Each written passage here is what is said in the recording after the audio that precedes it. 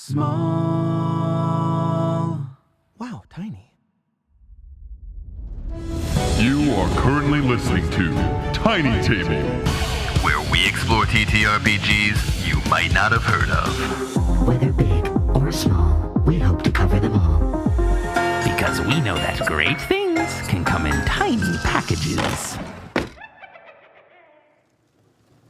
Hello everyone, and welcome to Tiny Table, where no game is too small. Here at Tiny Table, the game always changes, but our lovely players stay the same. Introduce yourselves, lovely players. Hi, I'm Holly, and I'll be playing Holly today.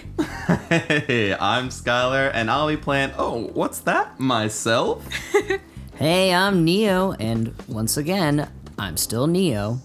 And I have been, and will continue to be Julian. Just Julian. But you're also a liar. Our players did change. We've got more with us this evening. Yes, you are correct, Skylar. This is going to be our first ever interview. Ooh. As we've been much hyping up on socials and in the episodes themselves. Eureka Investigative Urban Fantasy was our first ever partnered game.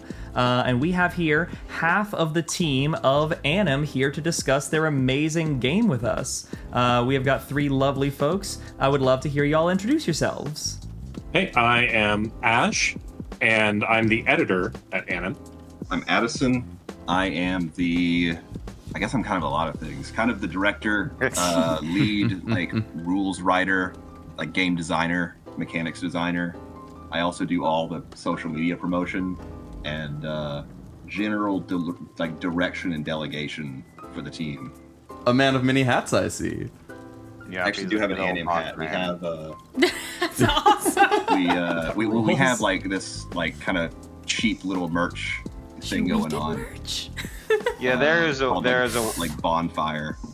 There's a website where you can get shirts and hats with Anim logos and pictures and whatnot. Pictures of Snoops and traits and stuff. Oh, yes. That's amazing. Ooh, I'm sure we'll probably be able to promote that in the description. So if you're interested in any of that, absolutely. If you retroactively see that, you'll know why. We should get your intro though, Chills. Hi, I'm Chills. I am the graphic designer for Eureka. I've done some of the art as well. The Snoops are my work. And just as well, came up with some of the original mechanics. And then basically, Addison is a game designer, has just done such an absolutely incredible job. And Ash has done an incredible job editing this into something even better and better and better. That's amazing. I love the little Snoops. I love those little guys. They're so sweet. They are wonderfully charming designs. There's a whole lot more of them in the later versions than the ones that we sent you. Ooh, I'm very excited. And actually, before we get into the structure questions that we have for you this evening, I'm curious, who came up with the name Snoops? Whose concept was that? I think the concept was Addison wanting some sort of iconography. So we didn't know, before our Kickstarter was a real success, we didn't know that we would have the money to hire our lovely and super talented French artists, Blue and C, to do detailed colored artwork for Eureka. So we needed something that was going to be fairly easy while also being appealing and versatile. That one of us, and versatile. That one of us could crank out really fast to get lots of art into our very large rulebook. And the Snoops are somewhat based on or inspired by the Pit Boy guys from Fallout. Oh, of course. The shapes. That's classic. Oh my, I see it. Yeah. Wow. So I see the vision. Very much the same purpose in the Eureka rulebook as the Vault Boys serve in Fallout. And then we wanted them to have kind of a noir 1950s spy, kind of spy versus spy look to them. I was thinking spy versus spy. And I remember Captain specifically pointed out the signs that suburbs would used to have of neighborhood watch. Yeah, neighborhood watch, and it's some guy in a trench coat. The neighborhood watch thing is so present. I totally see it. Yeah, as you're listing off these inspirations, I see them so vividly in my mind now, emulated and captured in the Snoops. That's awesome. We love it. Right there. we needed a name for them. We initially wanted to call them Spooks, but then we found out we shouldn't call them that because in some places that's a racial slur. So we had to come up with a new name for them. We didn't want to put that in our book. Yes. We had to come up with a new name for them, which we landed on Snoops. Because it's a similar sounding name, but and snooping, investigating. Snoops is so perfect. It's a perfect fit. It's so cute. It was another playtester, Ben, who came up with the name. Yes, that was Ben. All right, shout out to Ben. Shout out to Ben. Hey Ben, get on the podcast. Hit us up. So let's get into our questions. For our first one, Eureka really wears its inspirations directly on its sleeve with traits like the bumbling detective and elementary, which allow investigators to emulate famous fictional detectives. What were the big detective and mystery inspirations for Eureka, and how did they help inform the game's core design? And are there any of them that you love, but they weren't really a good fit for Eureka's style? So for this, what I was thinking of was when I really was first coming up with like, oh, what do I want to see in a game? I was thinking of 3 movies in particular. They're all Korean mystery movies. You can find them on Netflix or something like that. They're called, and I recommend all of them hugely, I Saw the Devil, The Chronicles of Evil, and A Hard Day. Whoa. And I'll just say what they all have in common is that the emphasis is not on what can they literally do, like how good are they at forensics. The emphasis is on who they are, how that affects the mystery, and how the mystery affects them. These detectives in each of these movies, the detectives are not pulling off some cool master plan. They are getting increasingly shaken and horrified and frantic as the mystery reaches the climax. And importantly, that affects how they act. Like if they're feeling more and more panicked about what's going on, that affects the actions that they choose to do, which then affects everything else. And this is actually done in Eureka through the composure mechanics, because if an investigator is at like 1 composure and they know that like any action they're going to take is not going to get those modifiers, right? But beyond that +1 and etc. That is going to change what the investigator does and how they approach the mystery. Maybe they'll act way more cautious or act way more frightened, or maybe they're just going to keep on rushing through anyway, which says a lot about them. And I really love how the way that the mystery affected them is affecting how they're going into the mystery. It's a great loop. It's like getting hard read in like a video game, and then suddenly your mental is super off, and you start to play opposite or act opposite of what you might otherwise do because you're suddenly frazzled. Yeah, like hearing the siren in a video game because the health is at like 1 or something. At the same time, another inspiration from them is that in those movies, I'm sure there's other movies like it too, the detectives have very strong characters, whether it be a really, really shitty cop or this like obsessively violent guy or etc. They have a very strong character, and they keep hanging on to that character. They keep acting in a certain way for better or worse. And that is, which ends up, in some really interesting stuff in the story. And that ends up showing through the truth system, rewarding characters for being who they are and not just taking the logical, pragmatic route, but of like, what would this character do in this situation?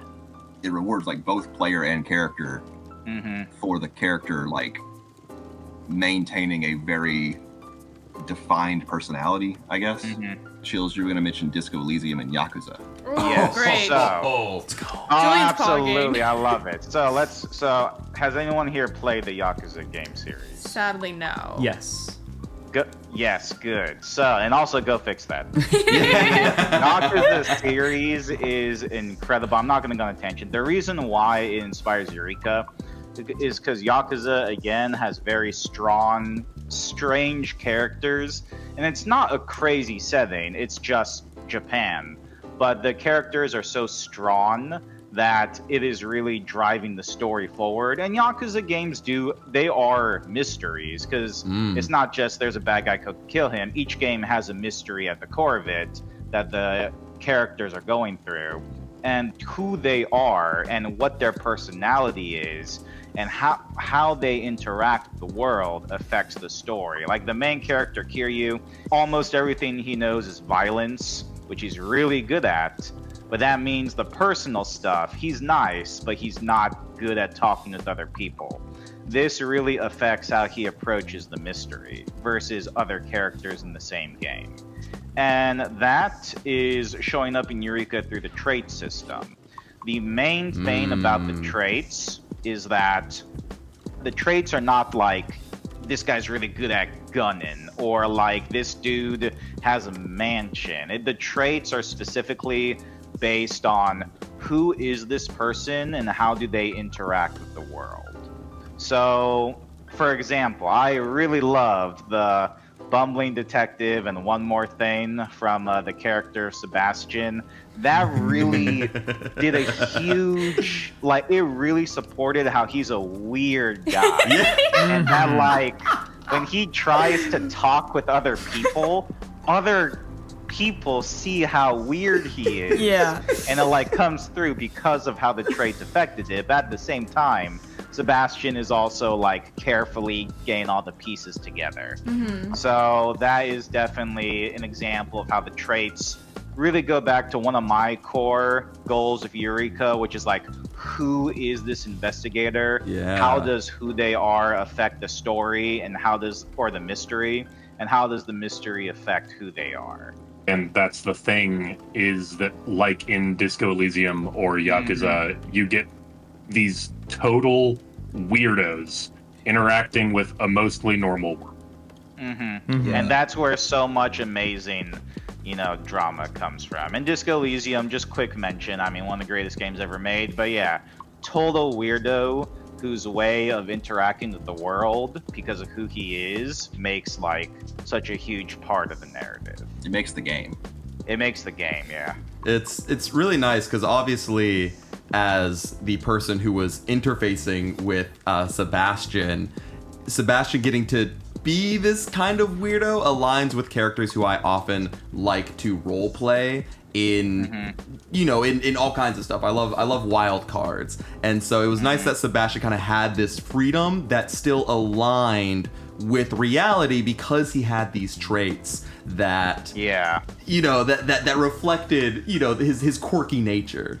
And one of my favorite things about Sebastian is how he was pulled between multiple traits in a way that at first, when Skylar first showed me Sebastian's character concept, I worried that having multiple traits that were inspired from famous fictional detectives could maybe cause some dissonance. It's like, okay, we've got bumbling detective for your Pink Panther, we've got elementary for your Sherlock Holmes, and it wound up being very harmonious in the formation of a character who lives his life inspired by detective media. Yeah. And it felt like it really rewarded him despite being composed of a bunch of traits that are built around conditional negatives.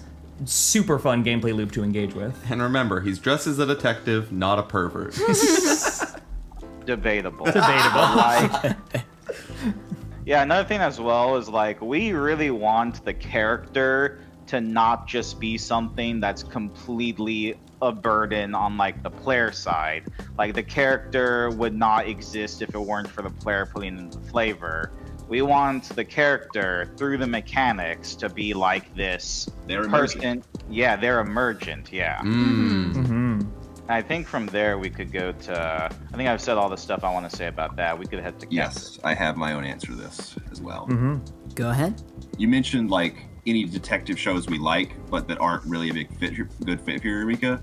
So I'm going to talk about one of those, and also another show that is a detective show that is a massive, probably the biggest inspiration for all of Eureka, period. Okay. The former is Columbo. The latter is Kolchak the Night Stalker. I've been wanting to hear your takes on Kolchak ever since reading about him in the book. Yes. So Columbo is a much more famous show. It's actually concurrent with Kolchak the Night Stalker. And it's had apparently a pretty big resurgence recently in popularity. Good on you, Columbo. Despite it being, like, we have an homage to Columbo in Eureka, which is the just one more thing trait. But, like, I wouldn't say that much or any of Eureka is inspired by Columbo. Every, like, episode of Columbo, the story is based on a lot of dramatic irony where, like, the audience knows who the killer is before Columbo even enters the story. What you're watching for, the twists and turns, are going to be, how is Columbo going to figure this out? We already know it as an audience, which is very antithetical to Eureka, because Eureka is a more of like a whodunit, where the audience, which is also the players, don't know whodunit any more than the characters do. And you, the player, as well as the character, are going to be figuring that out at the same time. Whereas, like, with Columbo, there's a complete disconnect between what the audience knows and what the characters know. And also this approach that Eureka has, the whodunit approach, it extends to party dynamics as well, where a character might have a secret and most of the audience does not know that secret any more than the other characters do, such as with the monsters, or even just mundane secrets. I actually wanted to ask, with regards to, I wanted to ask Neo and Skylar specifically, how do you think that approach benefited the scene where Vi was revealed to be a werewolf? Oh, it was very cool to witness that moment and be genuinely surprised. It was just like a fun experience, because oftentimes in games, in TTRPG spaces, it can be hard to have a genuine secret. And so when those surprises come to fruition at a table in a game, it's always really exciting and electric. Yeah, for me, part of the reason I even, created a character like Sebastian is because I, Skylar, am oftentimes bad with context clues. And so I feel like I'm not always super well suited at picking up on the subtleties. And so I was genuinely shocked at the Vi reveal. Vi being, this werewolf, this were-person. And it was funny because I was going back and I was listening to all the audio as I was starting to do, my chopping and editing and arranging. It's super obvious in hindsight. In hindsight, it's very obvious, but then there's also small moments. Denny's Grand Slams was the moment where I was concerned that the whole jig would be up. I was like, that's so much food. I was just like, damn, Vi can eat. Okay. But the thing is that unless you, as the player, go through and read every single monster and their little tells, it's like, one of the reasons I wanted to do werewolf and not vampire is the tells were not so obvious, or not obvious, or common knowledge.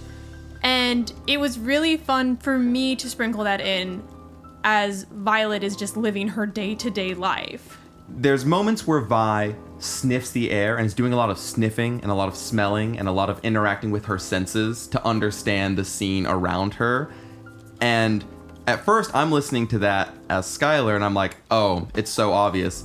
But then Spencer comes in and also sniffs and does like a sensory check also, and it kind of immediately takes the heat off of Vi potentially being this werewolf. The setup is so perfect and how it's arranged. It was completely by accident, and so for as obvious as it is, there's also little things that help to veil Vi's secret, which I think is really funny. I mean, listen, Spencer has to smell for Bigfoots, has to smell for any cryptid activity. You can tell a lot by scent. Yeah, and like I'll also say that, like, in one of the first ever real big Eureka playtests, one of the party members was secretly a vampire, and this was a 6-month campaign. Holy Not cow. a single other character or player ever realized this.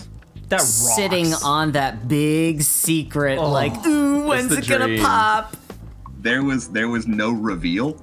Oh. She simply got shot multiple times in the shootout climax of the adventure, and was like basically made to wait while the rest of the party like went to resolve one last thing, and then they were gonna take her to the hospital, and then she just vanishes, and they never hear from her again. Wow. Wow. Wow. I don't use this phrasing lightly. I genuinely think that we have, with all of our playtests, conclusively proved that if you don't already know that someone is a monster, you will never ascribe it to a supernatural cause. Yeah, you will like, never ascribe how- weird behavior to a How supernatural far, cause. I think Ash is completely correct. How far would someone really have to go for you to genuinely Like in real think- life. Yeah, in real life. How far would someone have to go for you to genuinely think, oh, this guy's like not human, without going, oh, I'm an asshole. Yeah, there was one tell which made Spencer suspicious when Spencer entered Violet's home and Holly mentioned that the home smelled like dog, but there Yeah. were no dogs. And Neo, the player, was thinking, that sounds suspicious. But Spencer, the character, was thinking, where the dog at? What's the dog doing? Like in the playtest I'm mentioning, like it also really could not have been more obvious in hindsight. Like It was this very character funny, would run to the front of the party every time they were about to like go to like enter a house or like some kind of residence. She would run to the front to always be the one to knock on the door so that she could specifically ask to be invited in, and it wouldn't be weird. Yeah, there's That's always so like funny.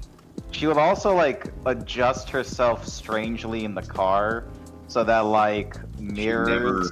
So it wasn't weird that they couldn't see her in the mirror. Yeah. Holy cow. Yeah, it is funny because the other investigators really just chalked it up to, oh, that's her. Yeah. What an oddball. I think, Like, what a fun character Yeah. quirk.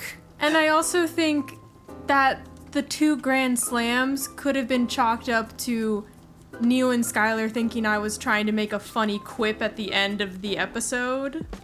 Yeah, That's like the what I thought. placement of it Yeah. too. Yeah. And there's also, you have Moneypenny, who acts as a great red herring because he's such a quirked up weirdo that if anyone Everyone was going else to seems be the normal in monster, comparison. it should be Sebastian. I genuinely thought Yeah. that Sebastian was secretly the rug.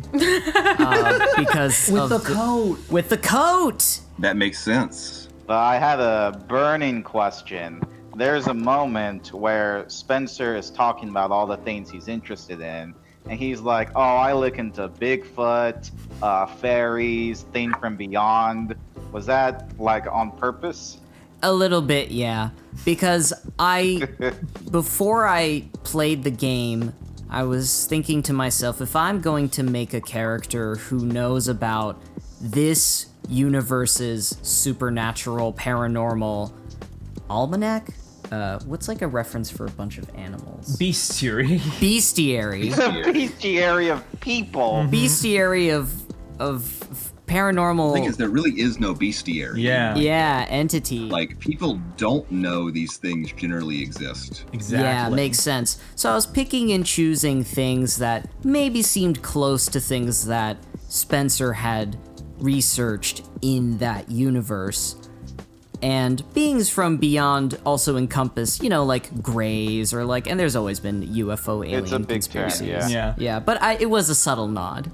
If anyone listening wants to hear more about the thing from beyond, subscribe to the Tiny Table Patreon. Oh yeah, That's right. I'll be up later about that. But real quick, one last thing about the so Violet did not go hunting in this adventure, which is fine. That's like probably best for everyone. Fair. But there is like a precedent in Eureka that like typically in like solo sessions, the monster will separate from the rest of the party and, if necessary, eat people or otherwise do investigating on their own at night, monstrously. For example, in the playtest I mentioned, and like again, no character or player ever thought this was weird or too suspicious, or at least not that it involved Yvette, the character, the vampire. But at one point, the like organized crime boss told the party, if I see you in town tomorrow morning, you're gonna get arrested by the police and disappeared, no matter what. So they were like, well, what are we gonna do? Like, should we leave? Like, should we actually leave? We don't know what we're gonna do anymore. So they decide to like sleep on it, get up early in the morning and like make a proper decision. They wake up, of course, to the news that this particular guy has been found like decapitated. Whoa. In front of like the town hall, and no one knows who did it. It is assumed to involve organized crime activity, and the vampire is like, oh, good news for us. Oh no! What a coincidence! Yippee! Yeah. Oh no! What a horrible thing to happen. I was secretly hoping that one of our characters would be a secret werewolf. Haha. Or, some secret other creature. And it wasn't me, because I didn't want to be obvious because I'm a huge werewolf guy. And it wasn't Moneypenny. So that was... Well, you'll be very happy to know that in the versions of the PDF that have come out since this adventure, the werewolf has been a bit revamped, and there's now like a bunch of different options when you're creating a werewolf character. Nice, because there are different types of werewolf. There are different types of werewolf now. I Excellent love it. choice. The other thing that Eureka is hugely inspired by is Kolchak the Night Stalker. Kolchak the Night Stalker is also the direct inspiration for the X-Files. Oh. It is about a very mundane protagonist with no institutional power, because he's an investigative reporter. The investigators in Eureka, they also usually have no supernatural powers and certainly have no institutional powers. They are just nosy, and they insert themselves into other people's dangerous criminal and or supernatural business, searching for the answers to mysteries or truths, or to help people that they don't understand how to help and that no one can help because it's a mystery. They break into places, they clash with police, they bother experts for answers, they follow clues, they will hopefully eventually find some kind of monster's lair. And hopefully before that point, they have figured out enough about what the monster is that they know how to defeat it. When and if they defeat the monster, they're left emotionally and physically damaged with no way to prove what the ordeal is that they've even been through. And then the episode just sort of ends on that. Man, oh man. I feel that wasn't the experience. Yeah, the adventure the scenario as we ran it, I feel really hit that melancholic, what else can be done kind of mood. I definitely gave it the kind of, we're doing actual play for an audience level of wrap up, where I did extrapolate kind of beyond what the investigators had clarified, so the audience of a show who's here for a narrative, at least to some degree, gets a little more closure. If I had been running the game purely beyond the context of an actual play, I would not have given y'all any of that closure on like Solomon and the like, or even a emotion in his direction, because y'all never found him, or the investigators never found him. The party never found him. But I loved the final notes of Spencer's forlorn wanderings and Moneypenny's just utter lack of understanding and closure as to what's happened with Violet, and then just seeing everything that Violet has had to go through in this traumatic experience. I appreciated that each of the characters left scarred in a very different way from each other character. When we write a Eureka mystery, of course we never railroad it. It is just a bunch of characters clues and locations that they can visit that will hopefully lead them to the mystery if they're smart, or lead them to the answers if they're smart. But we want every Eureka mystery to, have you ever seen, this is going to be a weird reference, have you ever seen that one GIF of Donkey Kong from the crappy Donkey Kong show? Yes. Minecart. Which one? Yes. Oh my gosh. Yep. Yes. We want every Eureka mystery to leave the party, the protagonist, kind of going home from the climax like that. Not only, Wide-eyed, no expression, in the dark. not only is that how Violet felt, that's how I felt. I share an Uber home with Skylar, and we were like, man. Woo, okay. We also have an homage to the character Carl Kolchak with the Night Stalker trait, which gives the character a big bonus to lying whenever they are caught trespassing.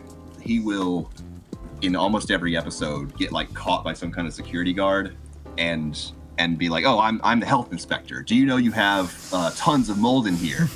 And like talk his way out of it by like coming up with some kind of fake identity on the fly. That's so funny. I think that's it for that question. So for our next question, I'd like to ask, what advice do you have for players who are new to investigative games? Mystery solving and the lateral thinking needed for it are skills not often stressed by the games that dominate the current market. What are some game-agnostic practices players can rely on to be better mystery solvers in the investigative genre of TTRPGs? And what is some advice for Eureka in particular? So specifically for Eureka, let the characters lead. Investigators in Eureka are good at solving mysteries. When you're building a character, they will have a lot of mechanical tools at their disposal for solving mysteries. They have those 20 core skills that they can use to investigate things. They have investigation points and Eureka stuff. They're also, if you follow the character creation rules, they're going to be someone who's very like nosy and determined to get involved in this mystery and uncover the truth. So they're built to solve mysteries. If you let them lead, they will solve the mystery. You can also consider it like a bit like when you're an author. I consider TTRPG playing to be a lot like my authorship in general. But like when you're an author writing a story, when you really flesh out a character and like make them a well-rounded character, they'll start doing things that will surprise you and aren't really completely under your control. Yeah. Even though you're the one writing the words on the page. It'll be like that, except the thing they're going to be doing is usually going forward towards a mystery and like trying to solve a mystery, and their personalities and their mechanical abilities are going to pull both of you through. And also take lots of notes. Meal scenes are designed to help with the note taking and the note rehearsing, and I think that was done quite well in y'all's playthrough of Fariva. Thank you. The meal scenes. Yeah, the scene at Denny's was one of my favorites in the whole of the narrative. They're great. Meal scenes have consistently been some of the best scenes in Eureka. I wanted to add onto the point about letting the investigators lead, because also in Eureka, the character creation rules are designed to make it so that investigators are most of the time going to be kind of quirked up weirdos. They won't ever be like freaks unless they're a monster. Sure. And the thing about that is that those unique personality traits also contribute to what makes them good at solving mysteries in a way that even you, the player, might not be. So like, for instance, Spencer, you mentioned, Neo, that while creating Spencer, you found that the rules made you consider a lot of things about him. Yeah. What I found so interesting is that him having this past experience with his mother and also having this preoccupation with cryptids and the supernatural, and him being like a gamer, all contributed to him having perspectives that solved the mystery or got him on the right track. Like, I was shocked in the very first scene that he had, where he was talking with Noah about the angel and its properties, like how spot on he got. Yes. How actually like right on the money almost he was.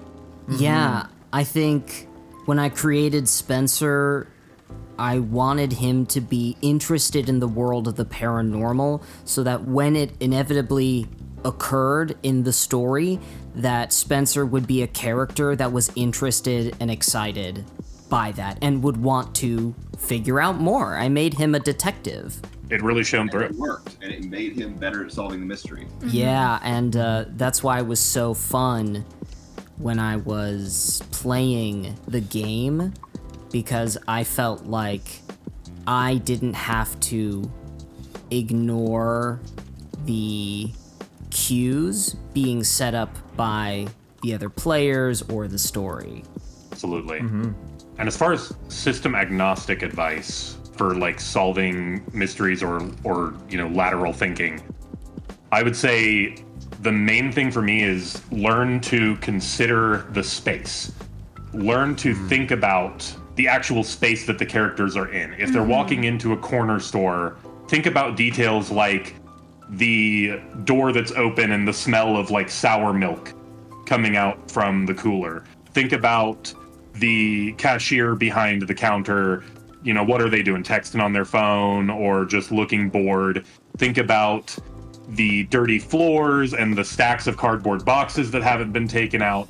Really take in the details, think about them, because the more details and the more you can envision the space, the more you will start to think about what that implies.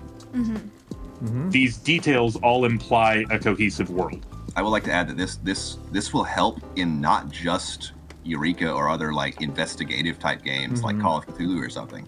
This could help in a dungeon crawler or anything like that. It could go from like, oh, this might be a clue to, oh, maybe the fighter can trip the orcs over this.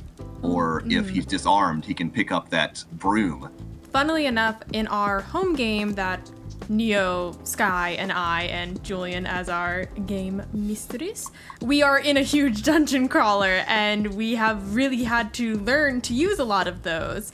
And I think even in playing Eureka, when we get to go back to that game, I think we all will have a more fine-tuned investigative mind. And that makes me happy to hear, because in the process of designing this dungeon, I tried my best to be really intentional with the spatial design and the details of the rooms. I didn't want it to be a dungeon that's like, this is the room with 6 orcs in it because your characters ought to fight 6 orcs right now. This is the room with this basin full of blood. What can we learn from the fact that there is a room with a basin full of blood? It's not just it's there because there's a puzzle. It's there because it serves some function in the broader space, and learning about that gives the characters new modes of traversal, new modes of understanding. It's going to help narration. It's going to help engagement. Because those details also like bring you into the world. Yeah. So beautiful. That's my advice. I love it. Great. I think we'll move on to our next question. Yeah, I think that's great advice. And moving on from there, seeing as we have other games that we play outside of this, we were very curious about what systems specifically inspired Eureka's design, as well as which systems are anathema to Eureka's design. We were curious about what kind of direction you would like Eureka to push the TTRPG industry. I'm going to throw out one TTRPG that inspired a lot of Eureka's design that I think is like the most curveball, one of the most curveball ones. Hell yeah. Advanced Dungeons & Dragons 2nd edition. Nice. Throwback. Whoa. THACO is great. THACO rules. Advanced Dungeons & Dragons 2nd edition is by many miles my favorite edition of Dungeons & Dragons. Although it's like almost the same game as Advanced Dungeons & Dragons 1st edition, and it's also like the 4th or 5th edition of Dungeons & Dragons. That's yep. In terms of like releases. It was the style at the time. Yeah, it was the style at the time. It's a little clunky, it's a little inelegant, but like none of that THACO stuff is as near as hard as it sounds if you just read the the rules for it, it makes a lot of sense. But so Eureka is a lot of times in the industry they call it a trad game. What does that So mean? it's like very in line with like the late 80s to early 2000s level of TTRPG, or like style of TTRPG structure and stuff. In where like games will, in that era, will usually base quite a lot of their rules around combat, even if they aren't necessarily interested in the characters getting into combat in every single scene. Yes, I could totally see that in the design of Eureka even. Yes. So, like, in Advanced Dungeons and Dragons, it's about a bunch of assholes going into a dungeon, and the world does not care about them.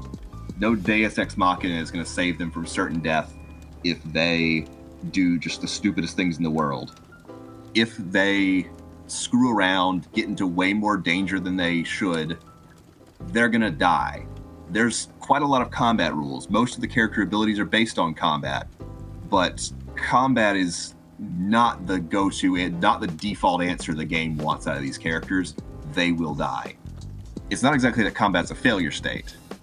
It's that it's just one tool in the toolbox, and it's the one that has a lot of rules because it's supposed to be very intricate and like a deep experience. In the postmortem, I know that Julie mentioned like pulling a lot of levers. Eureka has a lot of rules dedicated to combat because when combat inevitably happens, even if it's going to be just once per adventure, I don't want it to be like roll dice, oh, character's dead. There needs to be a lot of options, realistic options that can be done for the character to save their life and act smartly. And like if adventurers in AD&D and investigators in Eureka go in, try to act like superheroes, they're going to die instantly. Serves them right. Yeah. But they have quite a lot of options in combat, just like in real life. Yeah. But the best defense, the best self-defense technique in any martial art is run away. Super fucking runaway. Super fucking runaway, Super our fucking greatest runaway. friend. That goes for both AD&D and Eureka, because like later dungeons, like Wizard of the Coast Dungeons and Dragons is much more focused on solving every problem with combat. Yes. Earlier editions, the TSR editions, they are very much like solve situations without combat, keep those hit points for when the situations cannot be solved any other way. And as far as something that's like anathema and like directions we'd like to see Eureka take the TTRPG industry or like influence things, one anathema would be like something that is being called kind of the writer's room approach, or like games where the rules feel more like writing prompts to like kind of nudge or suggest where the scene might go, as opposed to in Eureka, which is like very opinionated on what's going to happen. In Eureka, every person sitting at the table is really part of the writing, but the book has a lot of say in that.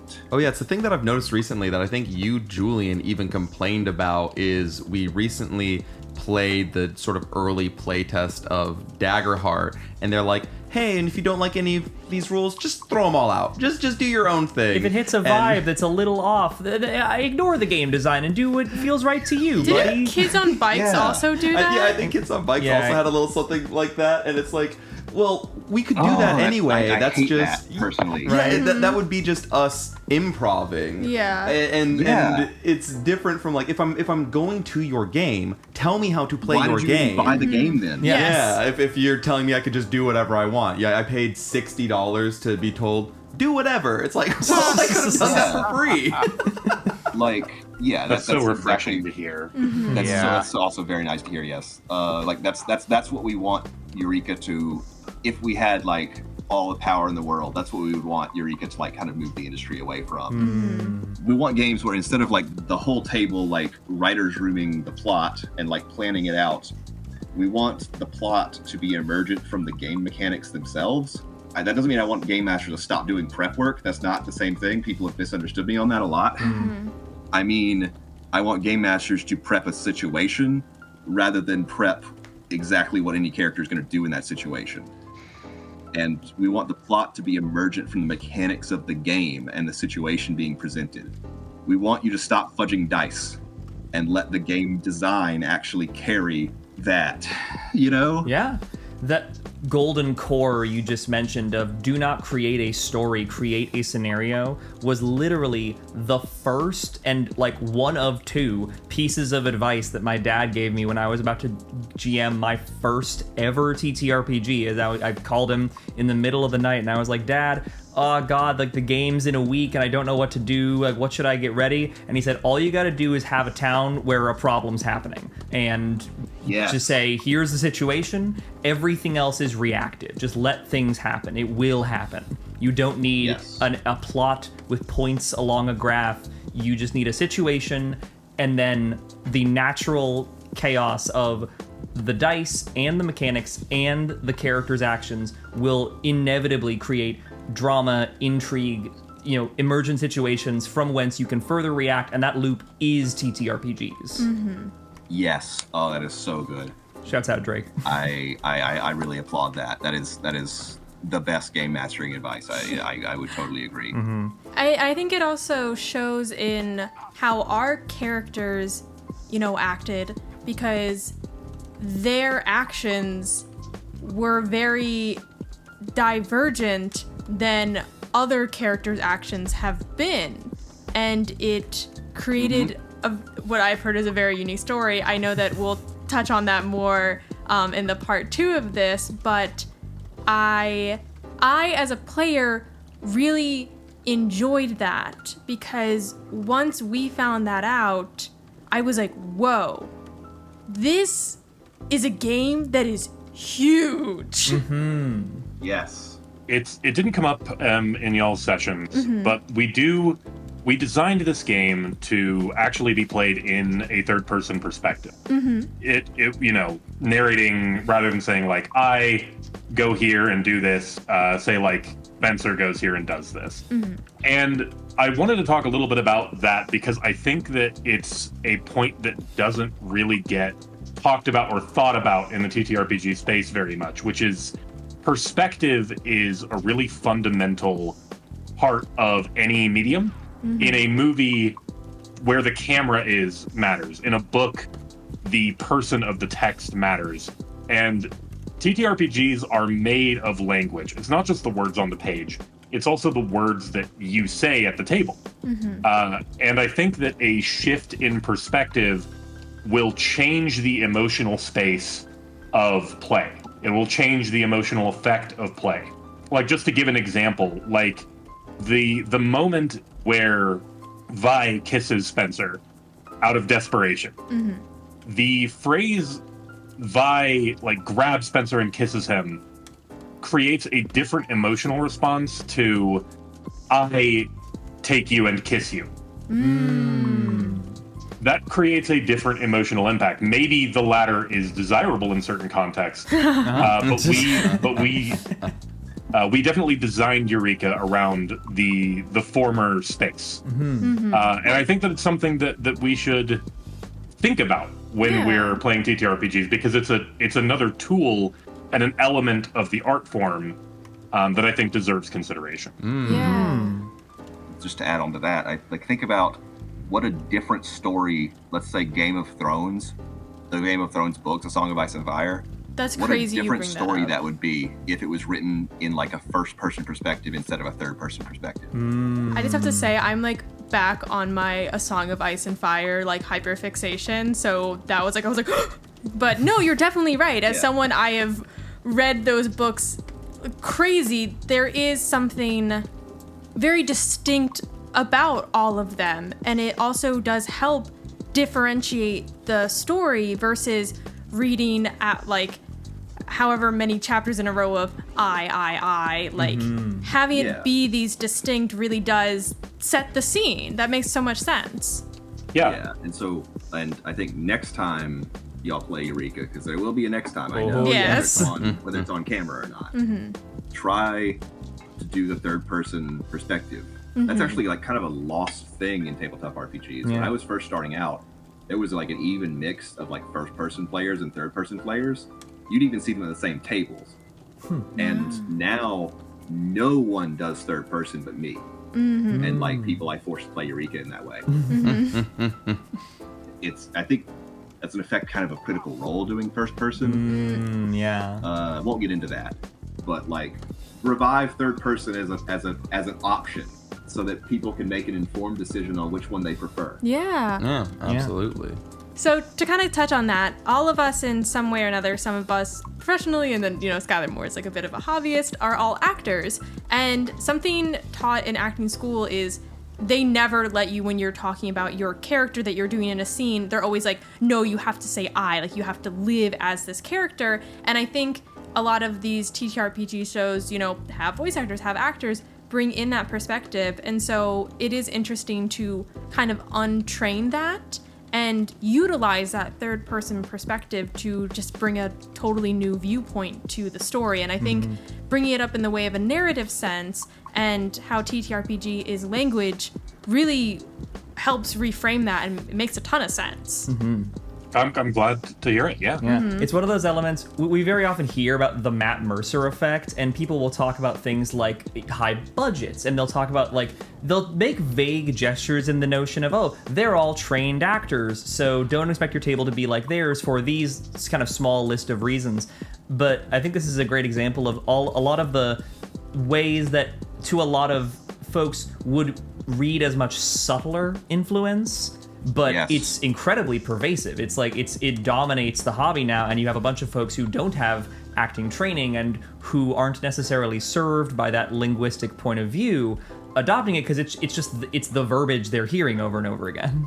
Yeah, I make this comparison a lot, and it's some people are like, yeah, of course, and other people get really mad when I say this. And I don't think this is true of y'all's actual plays. That's one of the reasons why I even offered you Eureka, is because I could tell y'all are actually playing. Yes. Yeah. Despite making it a little tiny bit more theatrical. Yeah. But it's very much not scripted. And I'm not saying that Critical Role is strictly scripted. Critical Role is, so if playing regular TTRPGs at home is like karate or taekwondo, Critical Role is like pro wrestling. Yeah, that's an apt comparison. It is semi-scripted. It is flashy in a way that martial arts are not. And they're kind of that style, the style of martial arts that someone like Hulk Hogan is doing, where it's semi-scripted.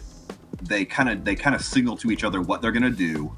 Typically, who wins the fight is pre-planned, even if the moves themselves are not. That is very incompatible with karate sparring or proper regular martial arts practice. And I definitely see a lot of people trying to do their choreographed special moves in the karate dojo. And I think that's not a very good thing for the health of the art form. Sensei said I was supposed to win this one. Yeah. So, we appreciate that that's sort of the direction that Eureka is trying to push into the TTRPG space, because we need that. And I think we'll get on to the next question. Yeah, and kind of bringing back to kind of a bit of an earlier topic, we'd love to hear about the process of creating a mystery scenario. How long does it take? What kind of resources do you rely on? And what does the structure of creation and playtesting look like for you guys? Just from my experience, when creating the mystery, think of everything that you want to see in stories. Think of ideas from games, movies, books, whatever, things that have really stuck with you and that you wish you could see in more stories. Do it yourself. Get the things that you're really interested in and put them all together into one truth. And the truth is the secret backstory that's at the core of everything, right? The truth is it's the thing that the GM sees in the book of here's why this is all happening. Just factually laid out. There is a secret backstory at the heart of everything. Now, I want to make it clear, the truth is not a twist. The truth is just the factual account of something that happened, and now the mystery is discovering just what that was.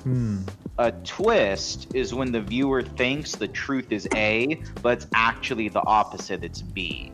That could happen, but it doesn't have to. And sometimes it can actually like hurt a mystery by just going against everything the clues went up to, just because, oh man, you didn't expect this, huh? Like, a mystery should be additive, where every clue and lead adds another shred of this truth. And it just keeps adding up more and more into a more holistic understanding. And like, there might be some bits of the truth that make the investigators go, whoa, that is way crazier than I expected.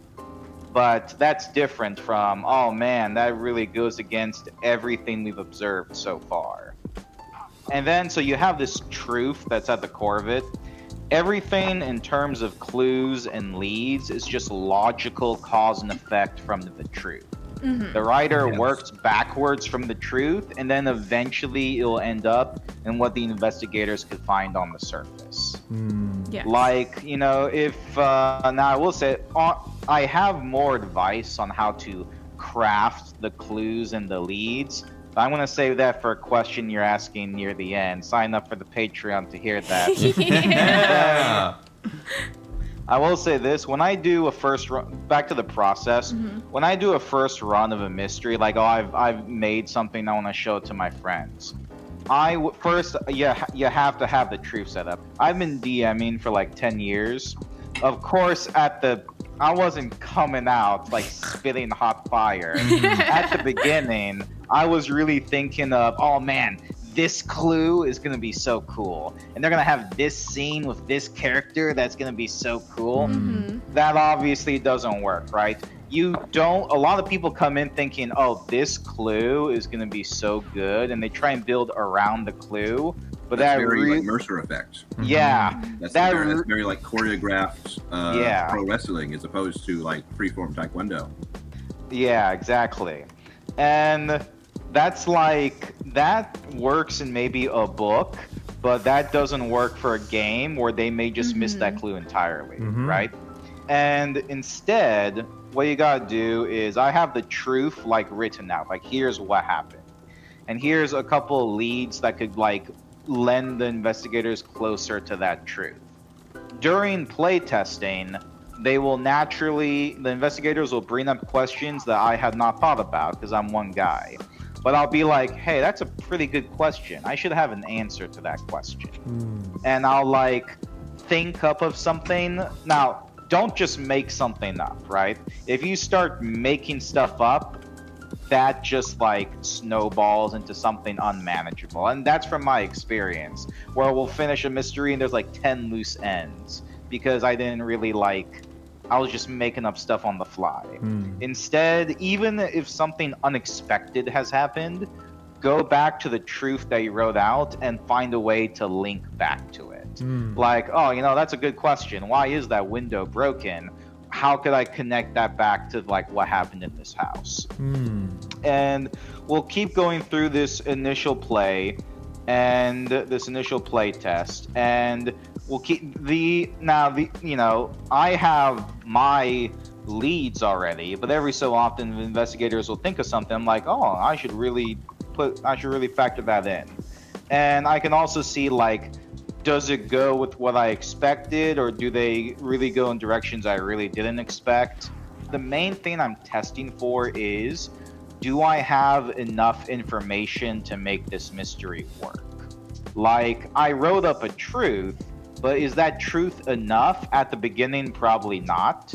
I'm finding opportunities where I'm like, oh, I need more information here. It's the foundation. Yeah, it's the foundation, yeah.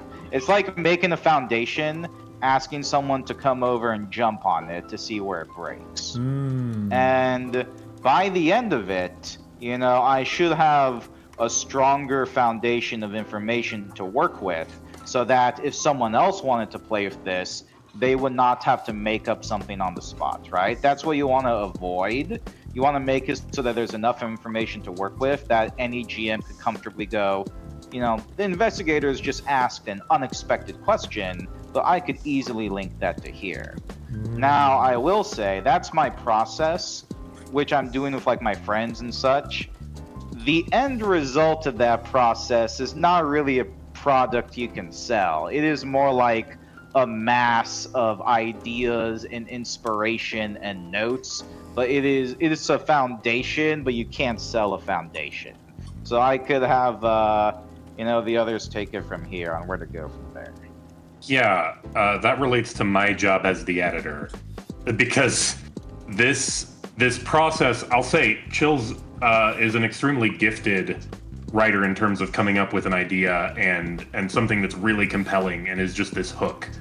But the end result of the process as it's been really gives us a huge, massive, snarled ideas. Mm-hmm.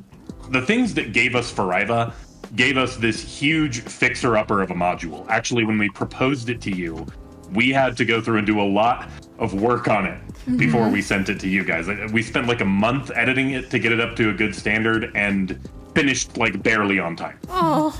We really appreciate that work. Yeah. Absolutely. It's in a way better state now. I'm really proud of it. Yes. But like even I think your first session was done. We edited something after you did the first session to just give you an idea of how seat of the pants we were on that. Yeah. Our new design process is much more structured.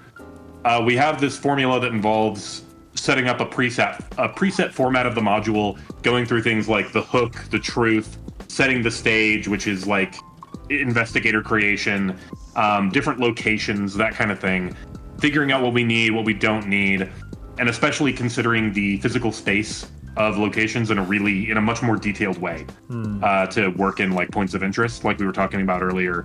Consider the space; it makes the story better.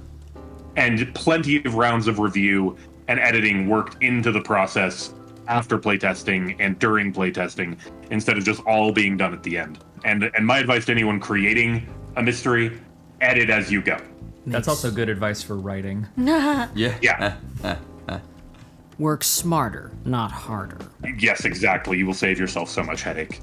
So, this is going to be our final question for this half of the interview, and as you've probably heard a few allusions to this already, we are going to have a part 2 for this interview that'll be exclusively on our side table tier for Patreon. So please, if you're interested in hearing more from these amazing, intrepid designers, give us a follow and we will have even more juicy stuff for you on the other end. To round us out for today, we'd love to recommend new options for our listeners who want to run Eureka themselves, and they want to run something other than Fariva because they've already listened to Fariva. What are some of the other scenarios that will be ready for the game's release? Yeah, so I'll take this one. In addition to Fariva, we have 3 other modules that are coming out with the game. Wow. Oh. The first is Horror Harry's Haunted House. Yes. That's actually going to be coming for free with the game. Okay. Because it serves as a tutorial adventure of sorts. Okay. The premise is that the investigators are all actually going to like a haunted house escape room. So even within the fiction, it's all fake. It serves as an introduction. They're like going into this puzzle room to solve the mystery of this guy who was murdered by one of his family members in this like 1800s estate. It's very, very classic, like Clue, but it serves as an introduction in a like safe environment. So there's a chase, it introduces concepts like clue redundancy, where multiple clues can lead to the same information. Lots of foundational concepts to Eureka presented in this environment that is safe for the characters. You won't die, you'll just get kicked out of the establishment. Yeah, they'll just get kicked out, or they'll get caught by a ghost on the shoulders. It teaches players how to make characters that investigate instead of standing around and waiting for clues to come to them. Right. Additionally, we have Eye of Neptune, which is a mystery that takes place on an oil rig in the Gulf of Mexico. Yo. It's a very isolated scenario, very tense. I won't say too much about that one. Ooh.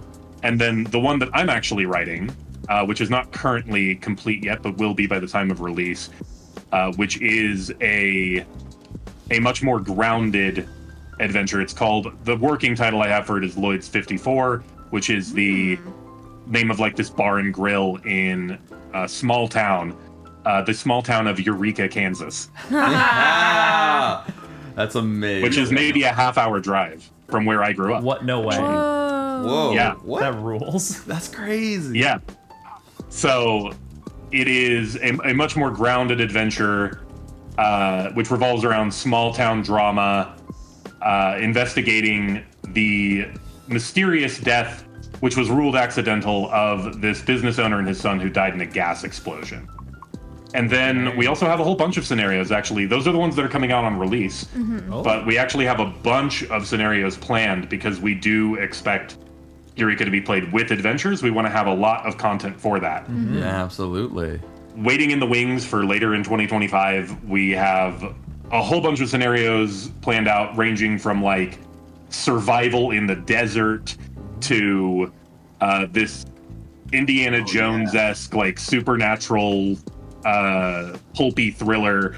A lot of cool stuff waiting in the wings. And we've actually just brought on, we're just about to bring on a dedicated module writer. Wow. So we should have That's a lot phenomenal. coming through. And so if anyone wants to, stay on top of those modules as they're coming out, support you guys, find you guys, what are the best ways for people who are listening to this right now to like get in contact with you, show support, get updates on upcoming modules as they release, like any promo you want to do?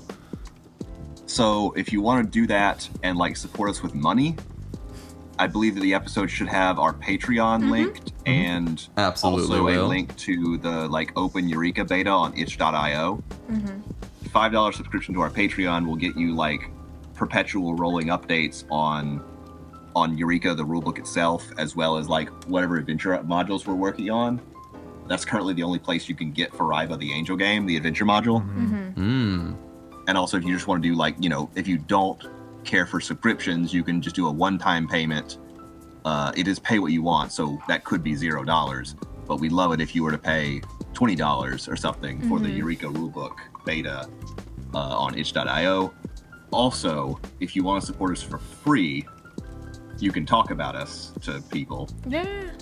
You can also join our tabletop RPG book club that our team runs, which is kind of dedicated to like fighting the monopoly of Wizards of the Coast, sort of, and like getting people to play other games. Can't relate to that at all. Yeah. Like, we'll give you an invite link, and you can put the Discord invite link in the description of the episode as well. Perfect. Fantastic. It is a Discord server. We have almost 300 people now, where people nominate games along with adventure modules. That is kind of a rule. It has to have an adventure module to like take the weight off the game master and to make it so that like we split up into like up to like 8 different groups to play these games. Yeah, it's cool. And we want each group to have a roughly similar experience. So if they're all playing the same adventure module, they're at least gonna have the same scenario. So no fight truck. Fight truck. I can't believe you mentioned fight truck. We're only inviting people on our podcast who will get our fight truck references. And so, there's nominations, then everybody votes on what game and adventure we're going to play. Then we like split off, everyone in the server splits off into groups, and game masters are assigned. It splits off into groups based on like schedule compatibility.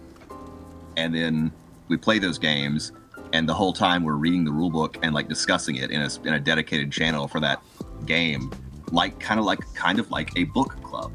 Wow. That's a And great also concept. it's free, and you don't actually have to participate in every game to And you like can be watch there and games. just talk about RPGs. That's amazing. Well, for some reason you're here listening to us and you like talking about RPGs, or if any of that sounds interesting to you, we'll of course have links to all of this down in the description below. And with that, we'll bring this half of the interview to a close. We want to say an absolutely huge thank you to all of you at Annam for joining us. It has been a pleasure to get to run this interview for y'all, and it has been such a delight to have y'all as our first ever official partners for Tiny Table. Eureka is an absolute gem of a game. We've loved seeing it grow and develop, and we hope everybody listening to this gives Eureka a try because it is really something special. Absolutely. Until next time, everybody. And with that, bye-bye. Bye, y'all. Bye. Thank you for having me. See you on the Patreon. Yeah, subscribe and hear the second part. Hi, and thank you for listening to our podcast. If you enjoyed this episode, then we'd really appreciate if you left us a review. If you really like what we do here and want to support us further, you can join us at patreon.com/tinytablepodcast. Our business email is also open for inquiries at tinytablebusiness@gmail.com, and all of our socials can be found in the episode description for any shenanigans you might want to follow. Till next time, see ya!